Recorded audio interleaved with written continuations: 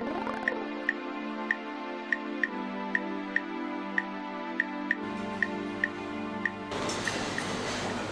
here in the kitchen at work, and as you can see, it's busy and it's noisy. Okay, I talked about emulsification on the show, and I want to make a few points here. I'm going to do a mayonnaise, but that's oil, and it's palatable stuff, obviously, but you need to cut it with some sort of acid to make it taste nice, and that's what mayonnaise is. The problem is, that's oil and vinegar. And to get those to stay together, that's where the eggs come in, because the egg yolk is actually the emulsifying agent, and it will hold the oil and vinegar in a suspension. And emulsification is just really a fancy way of saying making two things stick together that don't really like each other, like those two. What you're trying to achieve here is each molecule of vinegar, you're trying to get a fat to stick, a fat to stick, a fat to stick, a fat to stick. If you put too much fat, it all becomes so crowded that the molecules push themselves away from the vinegar and you get a split mayonnaise. So to do 1 litre of mayonnaise, you need 1 litre of oil, 7 egg yolks, and generally, if you're making a mayonnaise with additives in it like garlic, which is an aioli, they tend to emulsify better because vegetable proteins help hold emulsions, as do eggs. And for a mayonnaise, a lot of people don't think much of the mustard, but mustard is a vegetable. The seeds are all crushed up to make mustard powder, but this actually helps the emulsion as well, and also just gives it a nice flavour. Salt and pepper, and they're good to get in at the beginning as well. Now, room temperature, 7 yolks, your mustard's in, and this is about 50 mils of vinegar. And that 50 mils is quite important because it lowers the pH of the egg and makes it safe. And by that I mean it gives it a shelf life.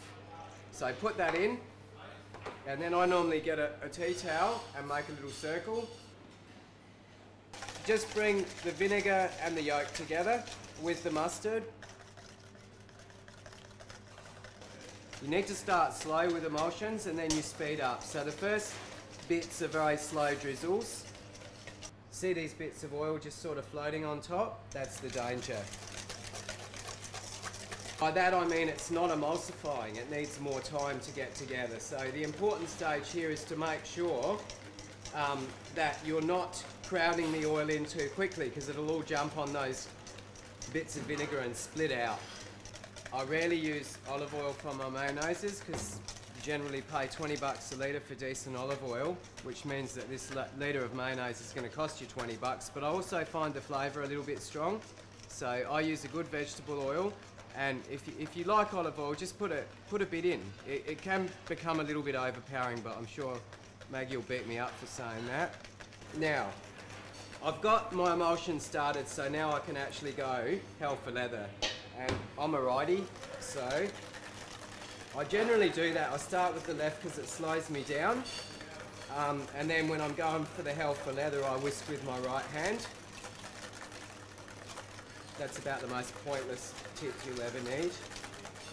And I could actually just be a bit blasé now because my emulsion started. I could tip that in and bring it together, but you couldn't do that at the beginning. It must be drizzle by drizzle.